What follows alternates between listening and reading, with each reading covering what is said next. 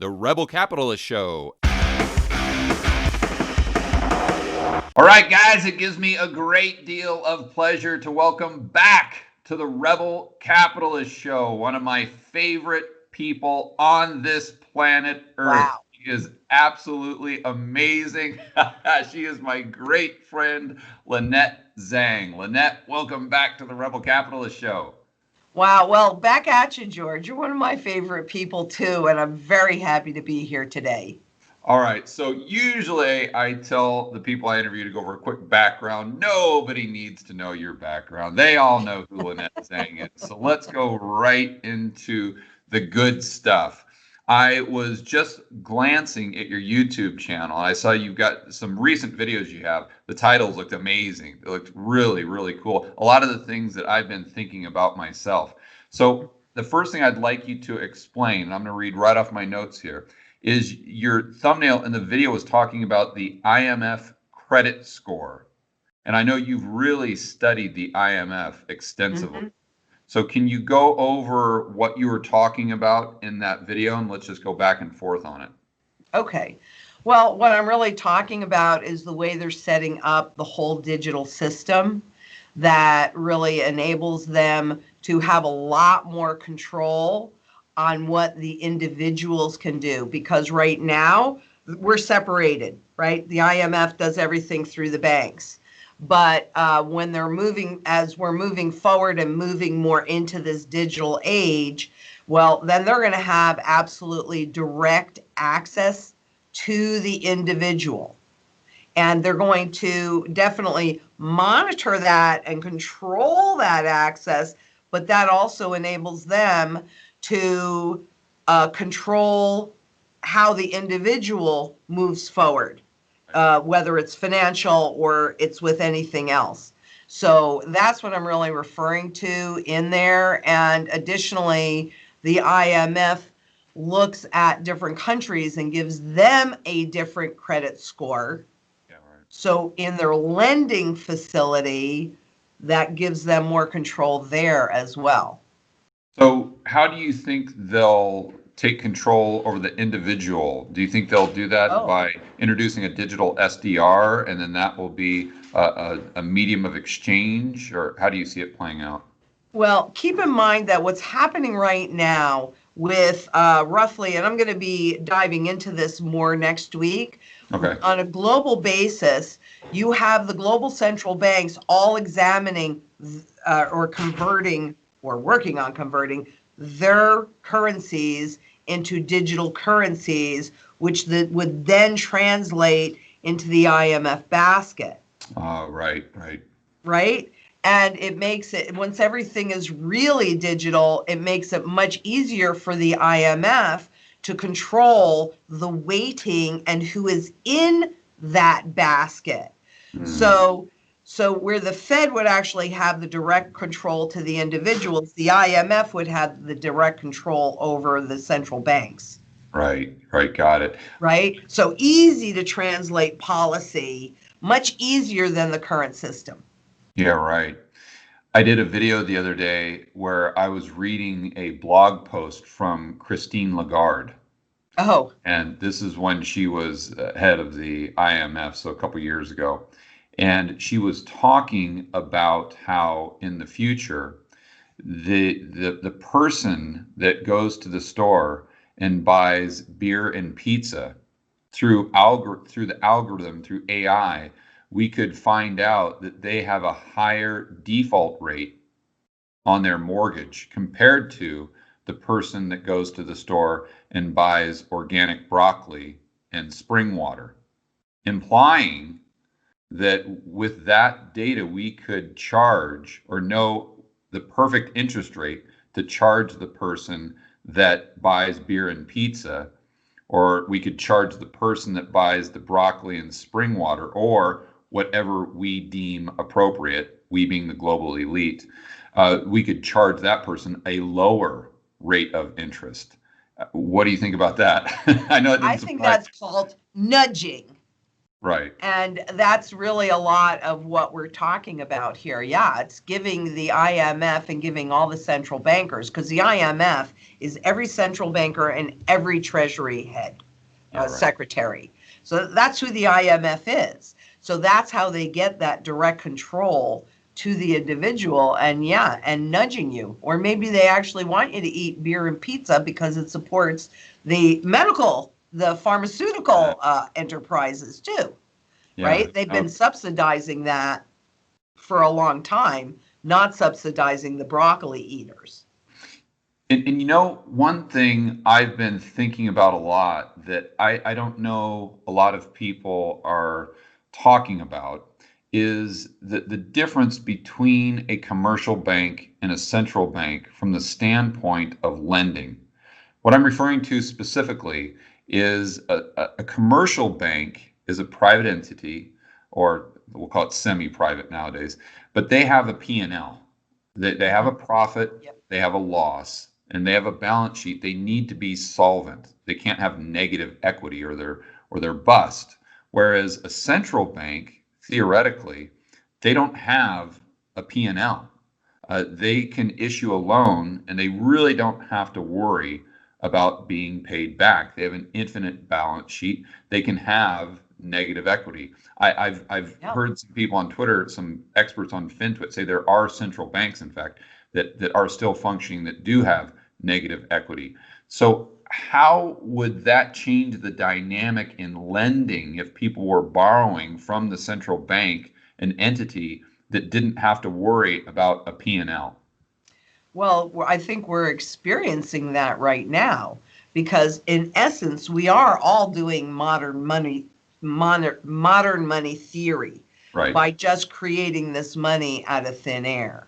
And, you know, also in theory, you're right, because they create the money so they can always repay the debt. That's why most government debt is also AAA rated, because it's full faith and credit. Right. So that's going to have a huge, that's why confidence is so important. Because you really, honestly, tell me one central bank that actually has a positive P&L balance sheet. They don't, because what they've taken on is all garbage. So Yeah. how can somebody's debt that can never be repaid, or those derivative bets, the legacy bets that they bought off of all the banks' balance sheets, the commercial banks' balance sheets. Like mortgage-backed securities, right? Exactly. Okay, you tell me how they have any value.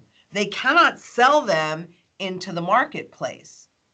Right. Or another thing I don't think I've heard a lot of people talk about is if the Fed does yield curve control, They're already doing it. then yeah, yeah.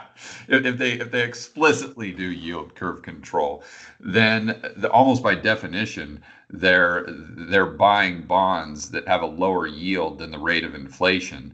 And if they keep those bonds, assuming that they can't reduce the size of the balance sheet, they might get paid back in nominal terms, but they're going to be paid back with cheaper dollars, and therefore they're going to be losing a lot of purchasing power if they couldn't just wave the magic wand and create more bank reserves. But my main point for the viewer and the listener is to point out that a central bank can lend, or if they merge the treasury, let's say, we'll talk about that later, the government or the central bank can lend on things other than a person's ability to pay back the loan. So they could use a social score, or they could use any objective they so choose. And in one of my recent videos, I was talking about how they may use that power to really shut down, like, Trump supporters, as an example. Right. And I know the people that watch my videos that might not like Trump say, oh, well, that's a good thing. But then I also mentioned that same double-edged sword. That's right. It gives them ability to also shut down Black Lives Matter or whatever group that you're in favor of. So the bottom line is we need less government power. But how do you see them yield or using that power in the future, like 2-3 years down the line, if we had this system play out that you're talking about? So the digital SDR is controlling the central banks. The central banks have their own digital currency that's being used within the real economy of each country. How would that change the average Joe and Jane's life on a daily basis, do you think? Actually, I think it will change the average Joe and Jane's life by an extreme amount. And again, it's because of what they call nudging you in the direction that they want you to go in. Right. And this would be, I mean, they've been doing that forever. And financial repression, I have to bring that up because you mentioned if they explicitly do yield curve control. But in reality, if you look at a graph on the interest rates, they've really been using as a tool, as an admitted tool, financial repression for a very long time and it's particularly since 2008, by dropping those interest rates down to zero. Right. And keeping them there. So how has that impacted Joe and Jane, the savers, the people that are trying to generate income? It has pushed them out on the risk spectrum. Right. And that's even with quasi control. When they have absolute direct control and they want you to spend, they will just take you deeply into negative territory so that you can watch your principal evaporate knowing you're not spending it, and that will inspire you to go out and spend on anything to try and hold its value. Right. So, I mean, which somehow helps the economy. Yeah. Somehow. Just like inflation helps the economy. Right. Inflation simply enables the central bankers and the powers that be. It's really a substitution for real growth.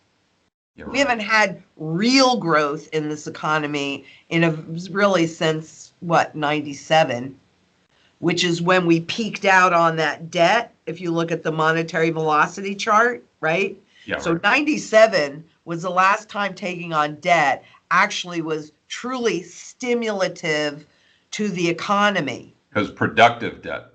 Exactly. Yes. Thank you. It stimulated the stock market, right? Yeah, right. And so, once they have everything digital and they have absolutely direct control, I mean, what I love is that they are calling this, and it is, programmable money. Yeah, right. With controllable anonymity. Let that sink in for a second. Programmable money, controllable anonymity. So when you're talking about the groups and their ability to shut them down, they'll be able to do that with the individuals as well. Yeah. And I think and I'd love to get your opinion on this. And I'm sure I'm going to piss off a lot of people, but it is what it is. I personally think that some groups in the United States, the people who are really in favor of being overly politically correct, they've taken a word such as racist, and they've expanded it so wide, and now it's such a general term that it really has lost all meaning. When you and I were growing up, I mean, that term really had a lot of meaning. I mean, if you called someone that was extremely impactful. Now, it's just thrown out there when anyone doesn't like something, or it's just again, it's just so general, it has no real meaning anymore. And I'm concerned they start doing that with the phrase domestic terrorist. And again, it goes back to, I know a lot of people are going to be saying, well, what the people who are being labeled that right now, it's appropriate because of what they did. And I'm not here to say that it's right or wrong or get on that discussion, but I am here to say that be very careful what you wish for, because that group that you're labeling that now, whatever group you like could be labeled that in the future. And I think that we're just going down this path, especially when you combine that phrase with the verbiage in the Patriot Act.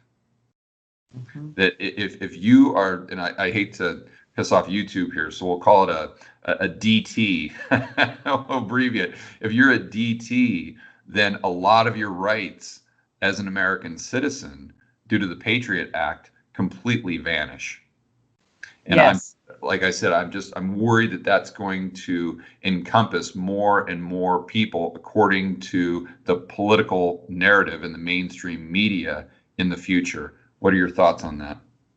Well, I actually think that there's a lot of accuracy in what you see, what you say, what you're saying, and that it's expanded also into those few technology companies that have the ability to shut down You're right. anybody that they just don't like what they're saying. Yeah. And I mean, there are some things that I would definitely agree should, I can't say the word should, because in a free world, we all have the right to say what we want to say, but we're Yeah. not really in a free world. I don't like the private corporations having that level of control over free speech. That Yeah. makes me really, really nervous. I think it makes a lot of people really nervous. Yeah. But, I talked about principles the other day, Lynette, on a video. And the thought I was trying to communicate is, if we truly have principles, that means, like freedom of speech as an example, if we truly believe in freedom of speech and we're principled, then we should, the definition is by allowing someone to say something that we don't like. Like, exactly. It's allowing someone to say something that might offend us. It might even be allowing someone to say something that we think is dangerous. If we just change, who we apply freedom of speech to and what we apply it to, then we really don't have principles.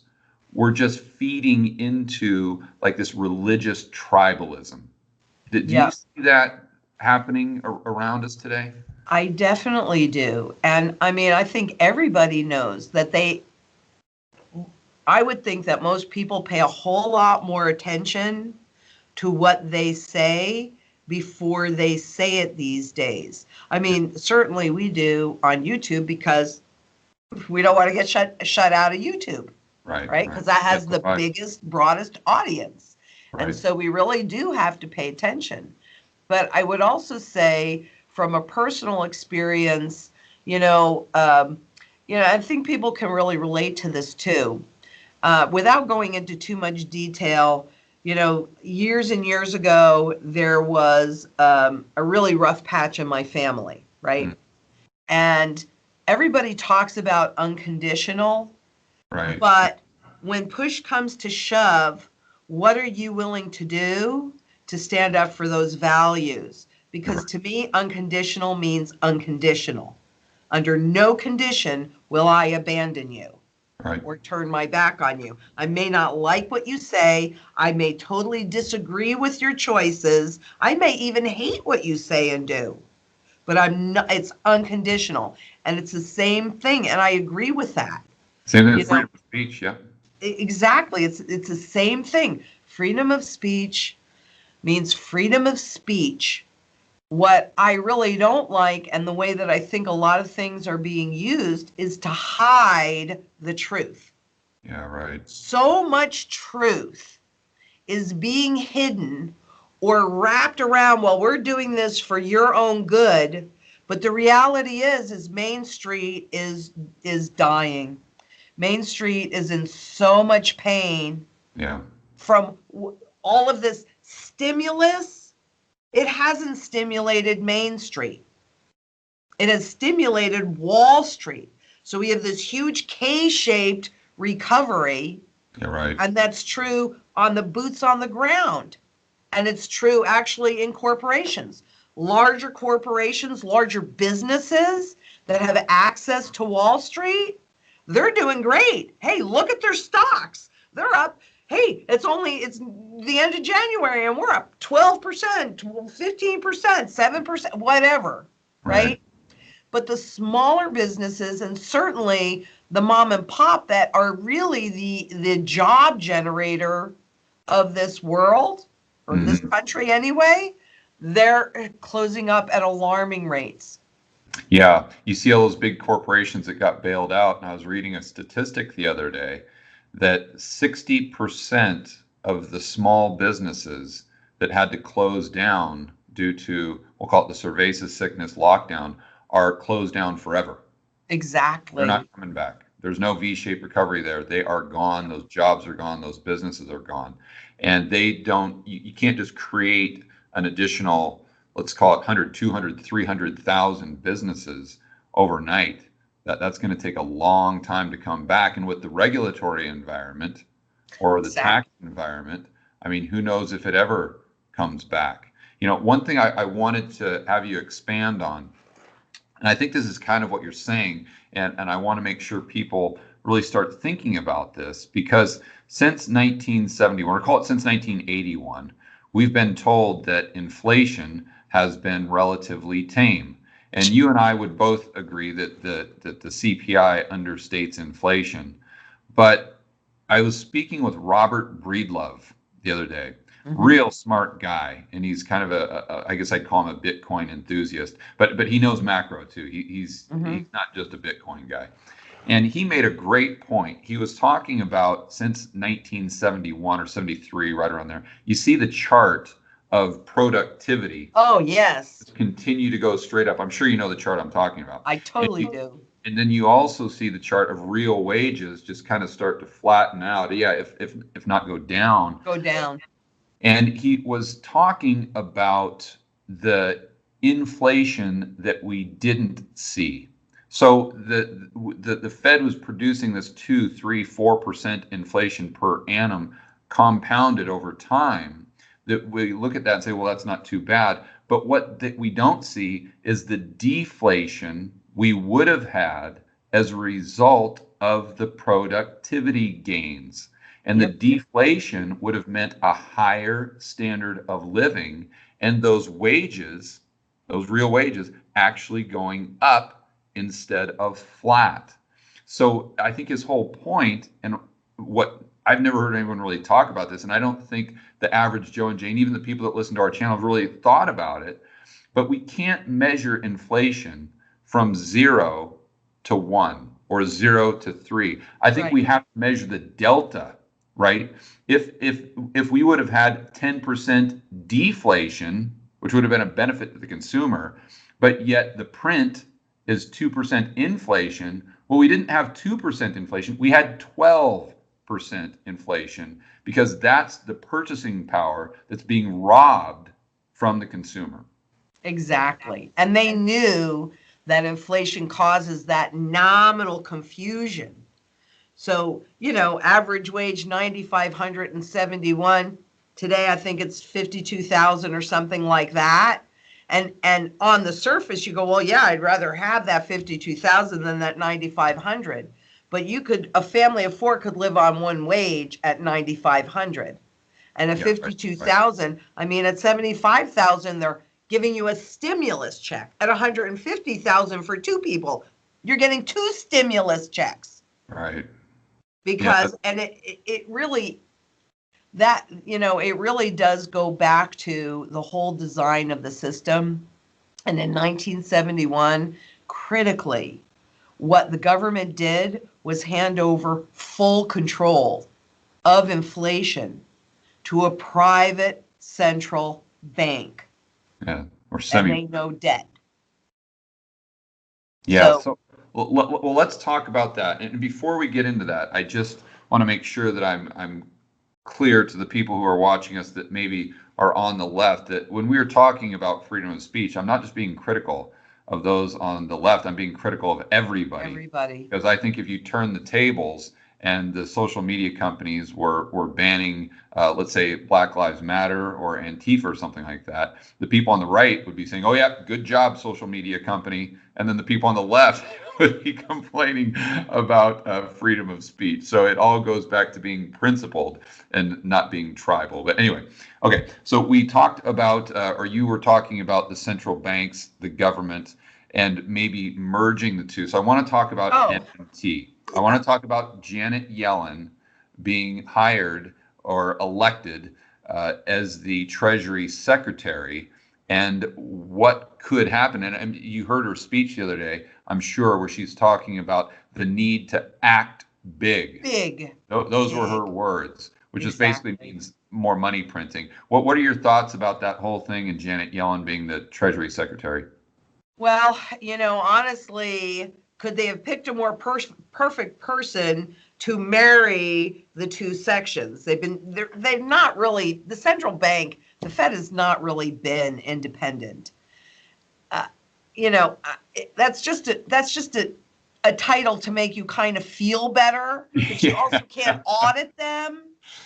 But right. I think that with Janet Yellen now becoming the Treasury Secretary, any vestiges of that independence, it should be gone, please. And, welcome in that, what is big? The proposal is 1.9 trillion, and I think it's going to be a whole lot bigger than that. Joe Biden said himself that was just to begin with. The next one is going to be for green energy, climate change, racial equality, etc. So who knows what the price tag is going to be on that? Exactly. This is going to be really big, but we're already, if you look at the deficit graph in the central bank or at the Fed, right? It's already at 3.2 trillion. In 2008, we did $1 trillion. So we're starting at a huge deficit. Does it really not matter? Right. Because that's why they have to keep interest rates low. Interest rates are their key tool, but they have to keep those interest rates, they have to go negative, because how are they going to burn off that debt? And they're going to take on a whole lot more.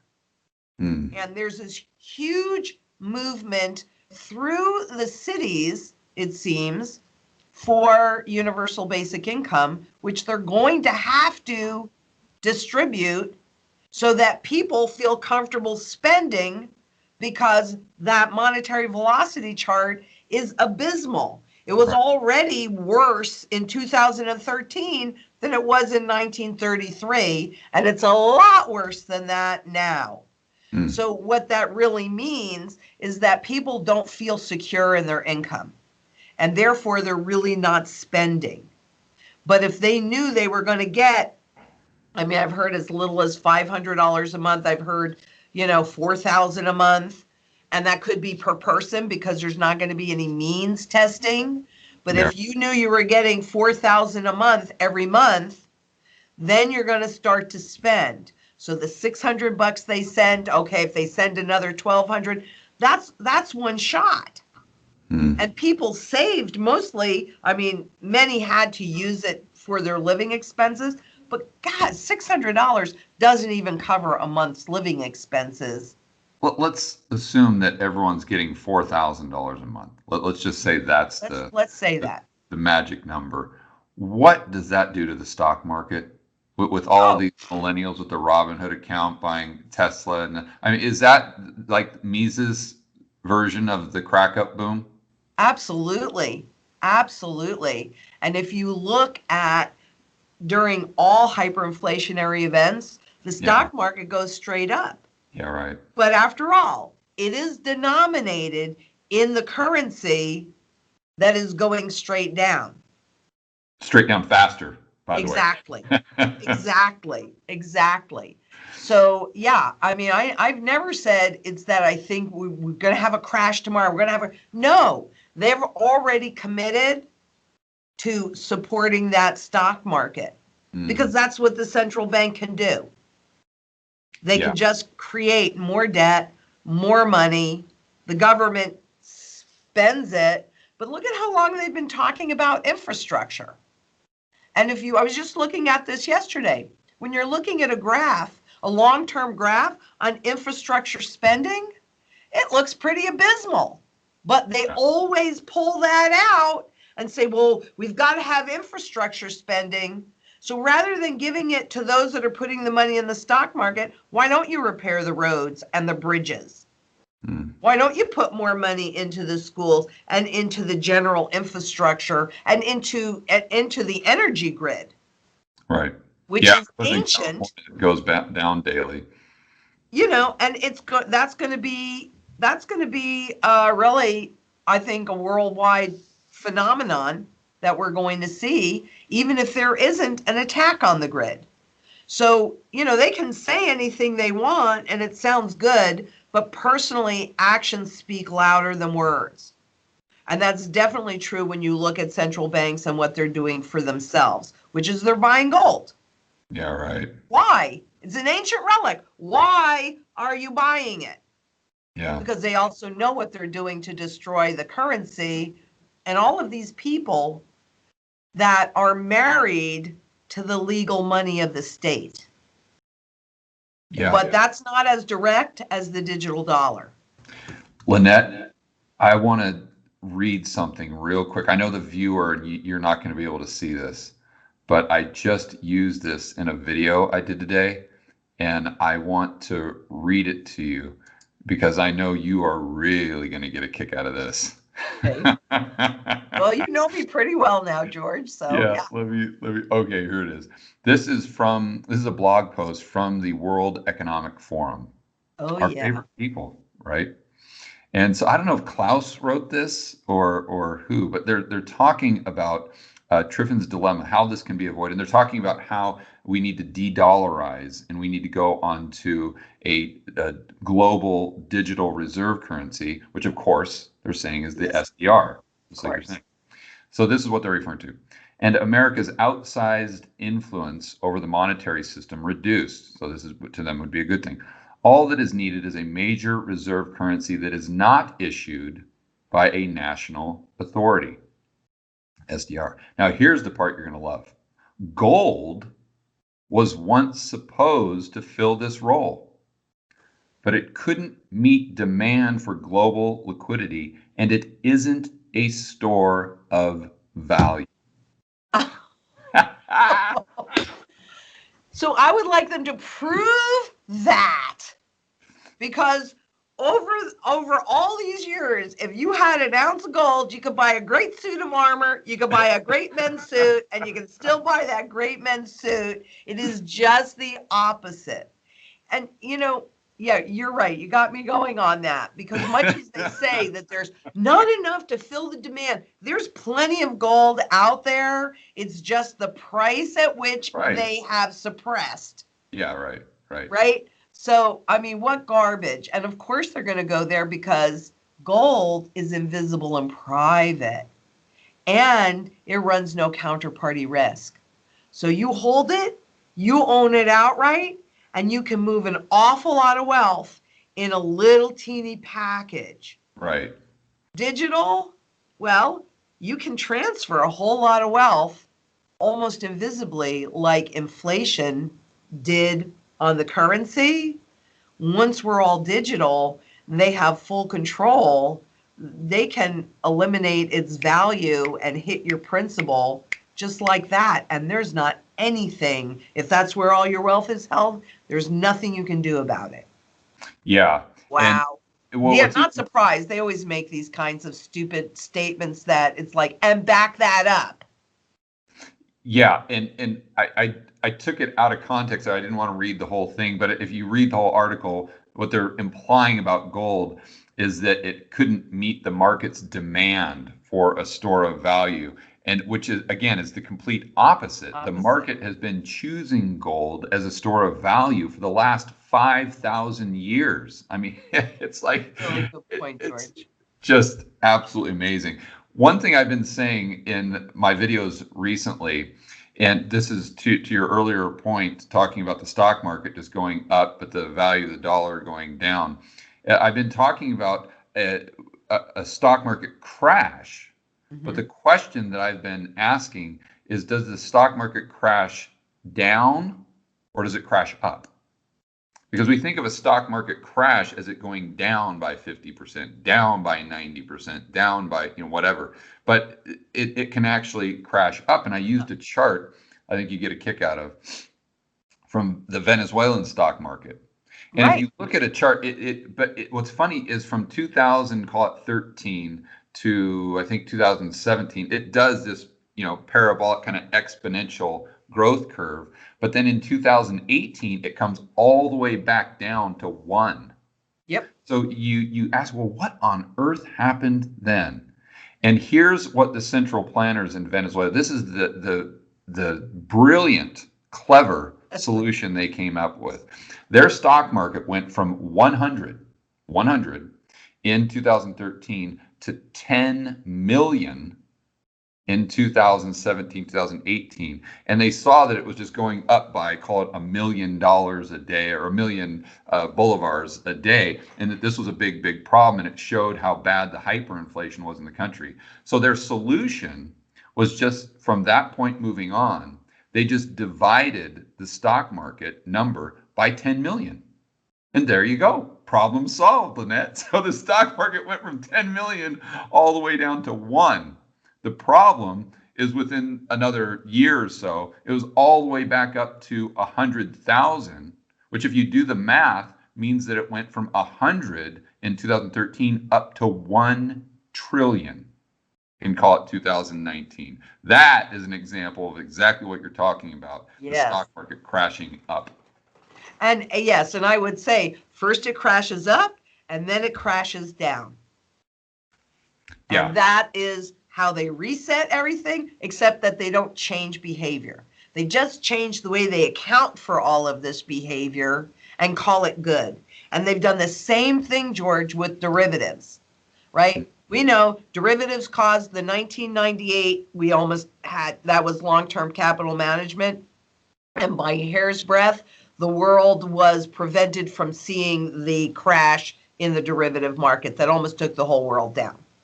That happened again then in 2008. But if you look at the number of derivatives, there are so many more now, except what they did was they came out with compression and netting. So they offset this derivative over here to that derivative over there, and then that cancels each other out.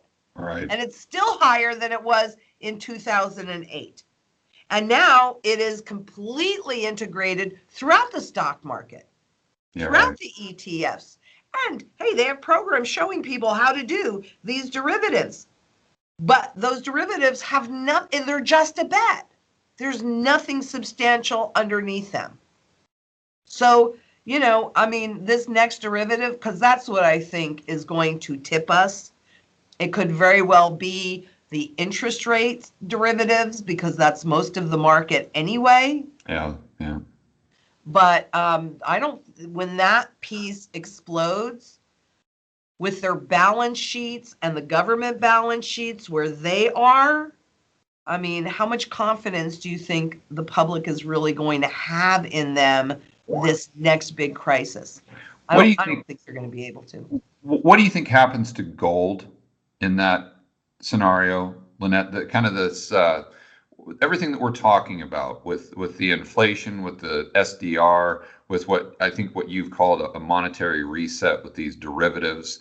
And my main reason for asking the question is, in your professional opinion, do you see gold just going up with the rate of inflation, therefore just maintaining purchasing power, or do you see it going up higher because everyone's just trying to find anything, any hard asset that will retain value, therefore it goes up higher than the rate of inflation and increases purchasing power?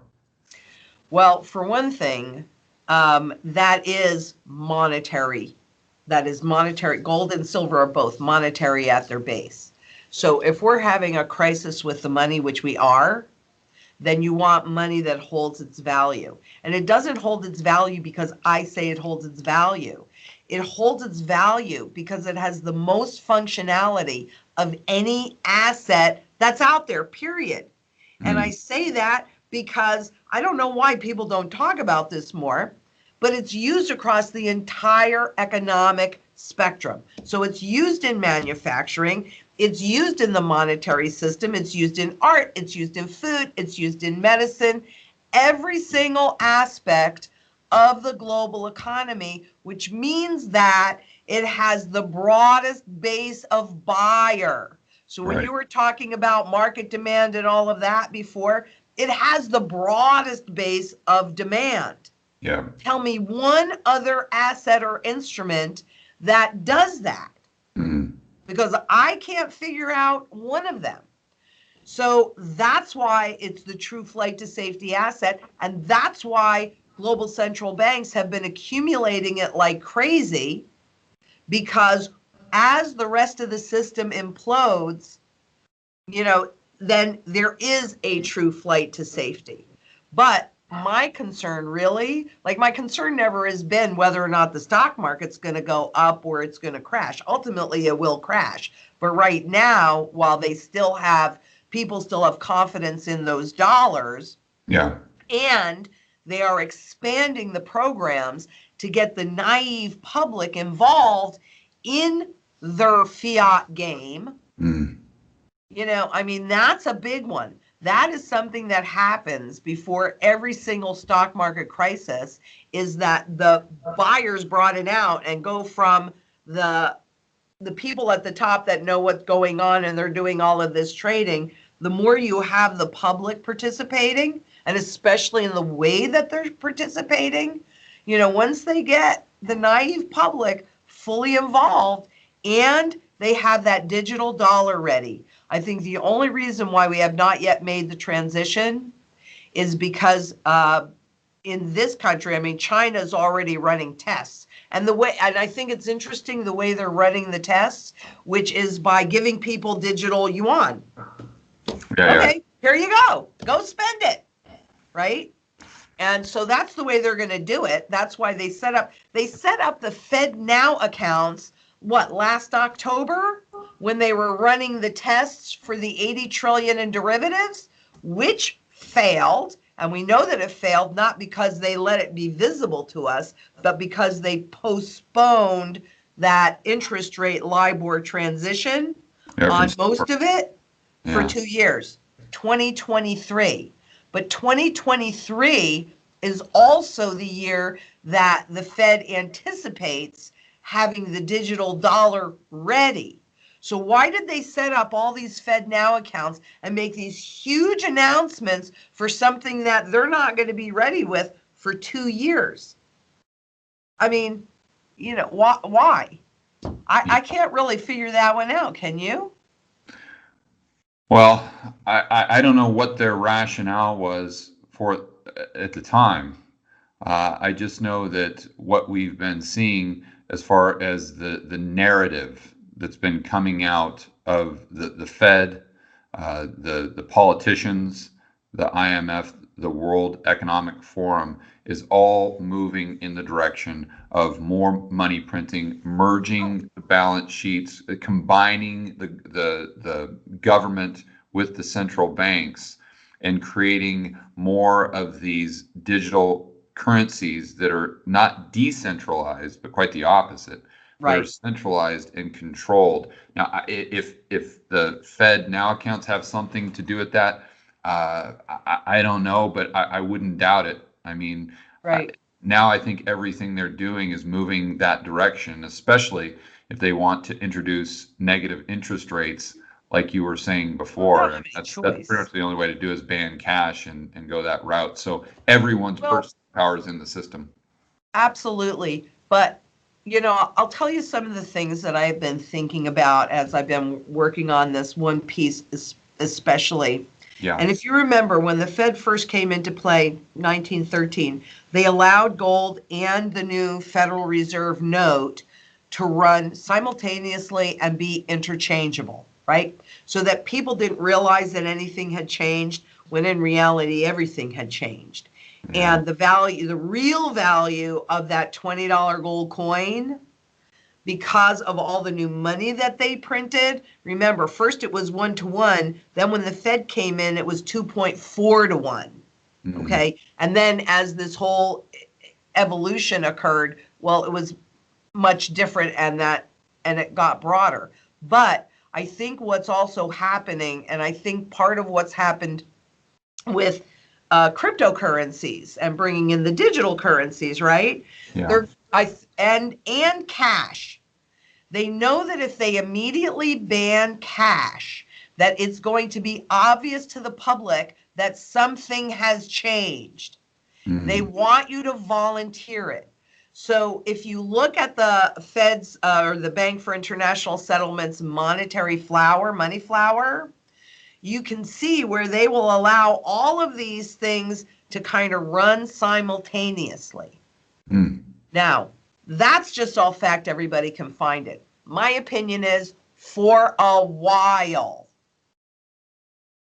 Then, once everybody is fully integrated and comfortable with the system, that's when they take away the cash. Right. Right? So initially, the new cash will have that chip so that when they go negative, so will that cash that you've taken out of the bank. The old cash, so cash, I don't think the chip is in there yet, but if you take cash out of the bank right now, it likely doesn't have that chip in there yet. And so that's considered cash in the wild.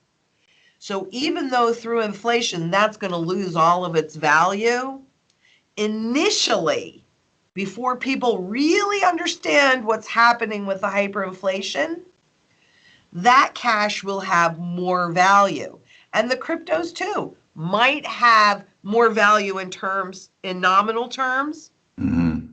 Okay. But ultimately, if you listen to Janet Yellen also talk about the cryptocurrencies being a good place for, illicit activity and criminals and all of that, just like cash. So they're setting that up to justify their behavior. But Totally. they have to do it in a way that we just go along and go, well, that makes sense. Yeah, and I've read a lot of blog posts from the World Economic Forum and the IMF recently, and it's the exact same thing. Whenever they bring up cryptocurrencies or Bitcoin, it's always, it's criminals, it's drug dealers, it's terrorists, and that's why we can never ever use a decentralized cryptocurrency. It has to be controlled by the government, the IMF, the central bank, etc. Yeah. Can I say those criminals? Yeah, those. Right. That's irony. That's the irony. And the other thing I would like to point out too is, for people when they're everybody's got to be diversified and do what they're comfortable doing. But at the end of the day, what we're looking at is a complete currency reset globally, fiat currency reset. Right. So when you look at how they do, central banks and governments do the reset, it is against gold because this has no intrinsic value. That's all intrinsic value. Do you think they're going to reset their fiat money against private cryptos? Or what about, do you think they'll reset it to SDRs? Well, I think they'll reset it into SDRs, but they've got to revalue this against something that's tangible, or not necessarily something that's tangible. They've got to reset the currency that has no intrinsic value. The only way that you revalue that is against something that's all intrinsic value. Yeah, so to restore confidence. Exactly. Right. Exactly. So that's why, I think that people need to just kind of think about it. Do everything. We definitely know cryptos are here to stay on some level, even inside of that current biz, money flower. Right. The question is, when they do the reset, what will they reset the currency against? Because they can't do it against air. And I don't think they're likely to do it against Bitcoin either. Do you? That's a tough question, because as far as resetting a currency and backing it up by a reserve asset or commodity, I see that as a probability. I see the price of Bitcoin going to 100,000 or even greater as a higher probability of them backing up a government currency with Bitcoin. You actually think that they would back up a government currency with a private cryptocurrency? Or did I mishear you? I mean, the probability is above zero. Is it? I don't know how far. I mean, if you're looking at a country like Venezuela, as an example, they might not have a choice. It's not even a matter of what they want to do. It's a matter of what they can do. And if that's the only option, then that could be the only option. I mean, you look at countries like Ecuador that completely replaced their currency with the United States dollar, which completely eliminated their control to print their own currency or to have their central bank do anything. So that was not their choice. That was forced upon them. And so I think that there may be some governments that fall into that category for Bitcoin as well. As far as the United States or a developed economy doing it, no, I think the probability is extremely low. But there is a very interesting Trojan horse type of argument. And I don't know if it would come to fruition, but there's some smart guys and gals that have a really fascinating argument for that. But that would take us another, boy, my goodness, 2 or 3 hours. The bottom line is the way I set up my portfolio, Lynette, is 10, 80, 10. So 10% is insurance. To me, that's physical gold. And that's because I'm not buying it to get rich. I'm buying it to stay rich or just maintain purchasing power. 80% of my portfolio is what I consider investments. That's stuff that pays me to own it, like rental property, like real estate, like farms, stuff that has a yield that makes sense from the day you buy it. And then the 10% side, the other 10% would be a speculative asset, so it doesn't pay you. I just see asymmetry. So uranium might be an example. Bitcoin would be another example. I do not see Bitcoin and gold as competing asset classes. Yeah, I don't either, really. They're just they have a completely separate function in my portfolio. Yeah. Well, I would agree with that. You are definitely more heavily weighted than I am in real estate, because I think that right now, with the market as high as it is, look, you got to have a place to live. You got to have a place to bug out. You have to you have to have a place to create your last stand. But with prices as high as this, if you have the gold to offset what you're buying, that's fine. But you definitely need a balance in there. I'm definitely all in with, I do have a little bit of real estate, but I look at that as a place to live, a place to bug out. And I'm all in. But keep in mind though, that 90% of my real estate is outside the United States. Mm-hmm. So, and the real estate I do have here, I'm in the process of selling. I've got renters in there with leases, and I've notified my property management company that as soon as those leases are done, the properties are going on the market. Because I don't know if we're at a top. George. I don't know if we're at a top. And I've been selling them since 2018, but I don't know if we're at a top. The market could double, could triple from here. It could.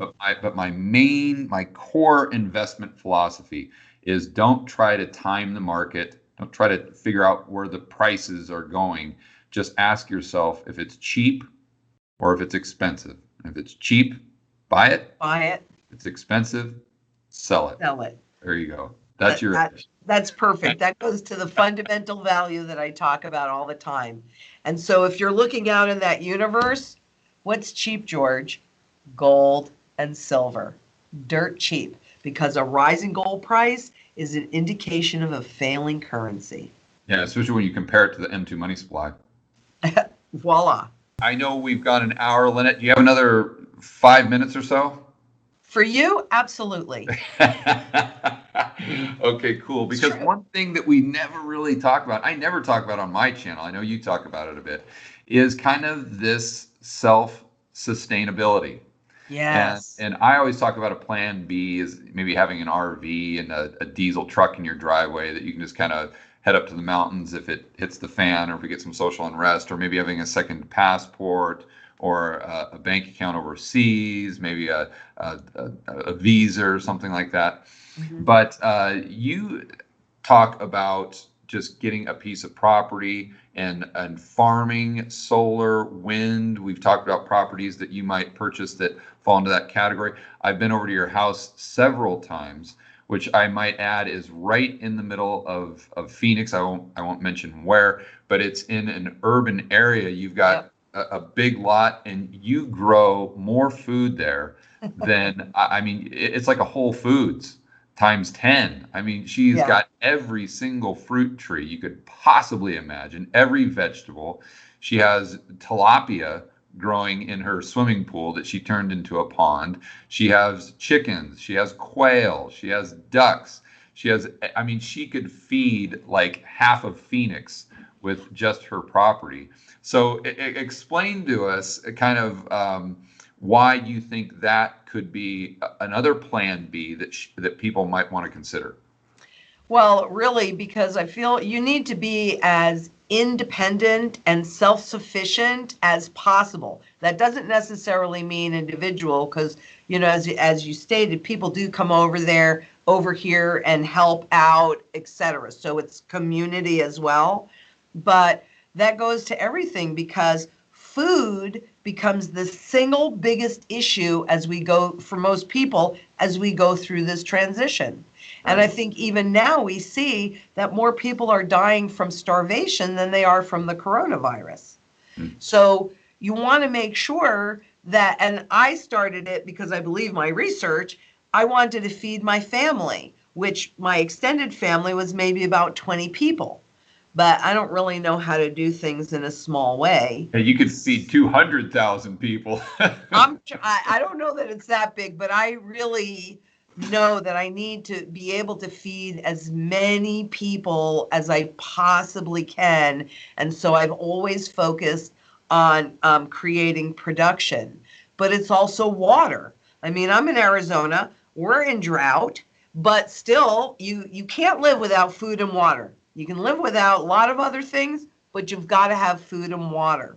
Right. So that's really why I converted the my pool into a pond. It eliminates chemicals. I will have to filter it through my Berkey water filter, but you know, it's water, and I actually have, I think, 5 ponds on the property. I only have a half an acre. I don't really have this huge lot. It's just a half an acre, but it's because you need to be as independent and self-sufficient as possible.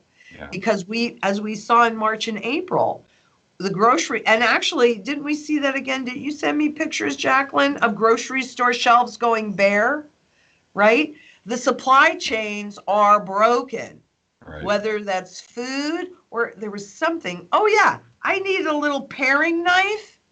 You know, big deal, a paring knife. I have to wait until February for the paring knife.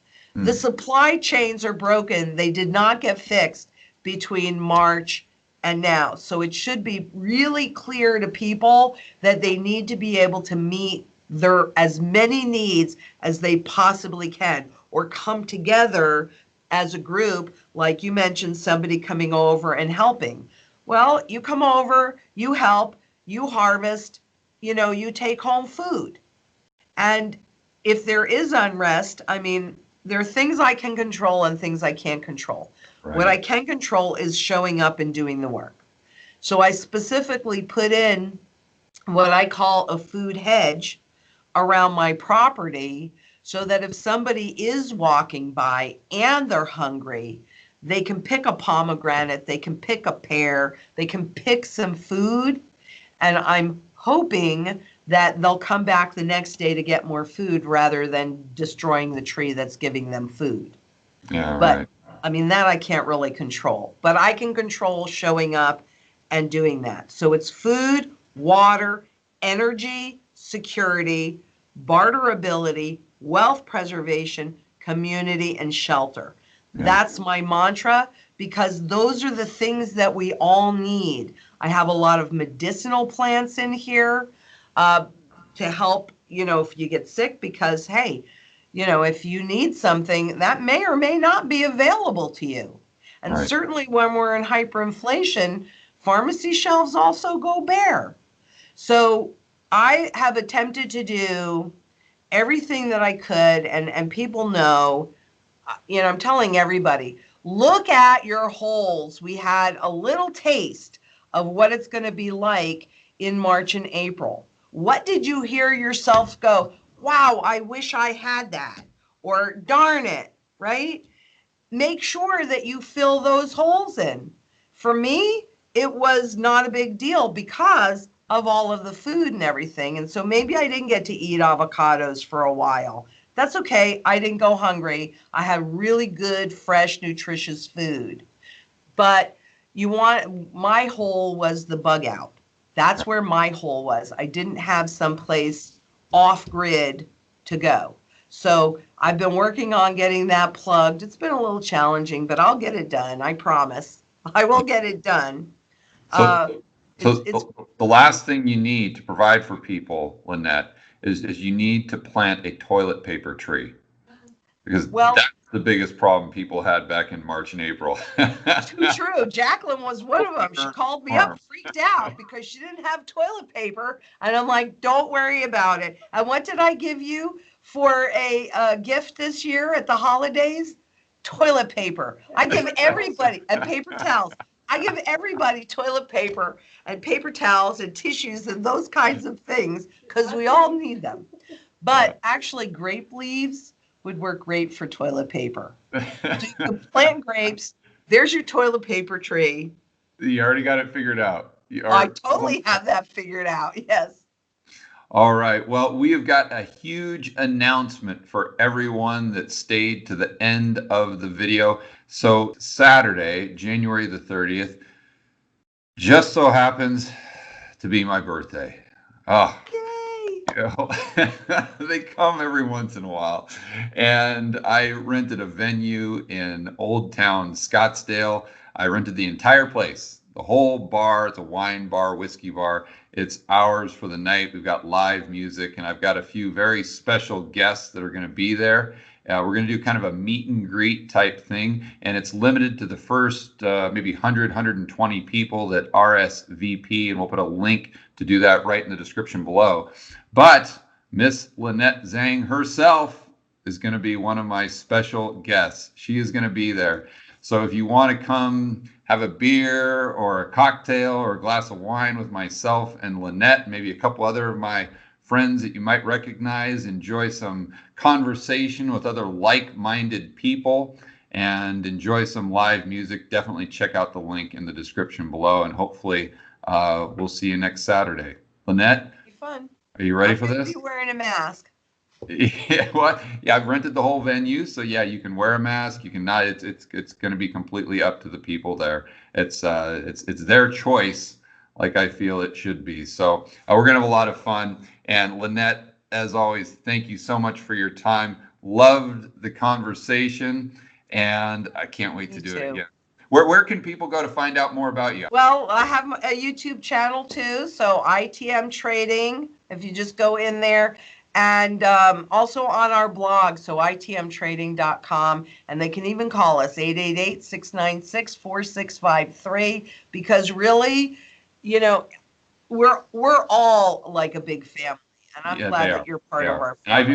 I've even been to the offices. I've met everyone. It's a great group. Thank you so much. All right, Lynette, we'll see you Saturday. I look forward to it. Bye.